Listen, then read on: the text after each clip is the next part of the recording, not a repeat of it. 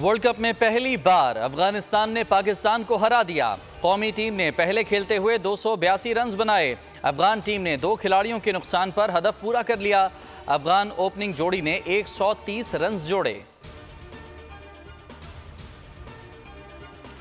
फलस्तीन में इस्राएली दहशतगर्दी, 24 घंटे में 182 बच्चों समेत 400 अफराद शहीद, तादाद 5000 से जायद, 15,000 से जायद जख्मी। खान यूनिस, जबालिया और जनिन कैंप पर हमले।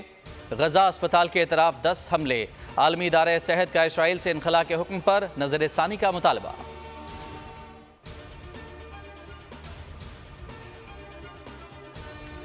और भगोड़े आदिल राजा और बीवी की ऑडियो सामने आ गई। सबीन कियानी ने कहा, पीरनी 10 से 15 बरस पहले तक नाचने वाली थी। ये जो पर्दा करती है सब ढोंग है। चेयरमैन पीटीआई को जल्द छोड़ेगी। मजीद कहा, रेहाम खान हामला हो गई थी, इसलिए चेयरमैन को शादी करना पड़ी।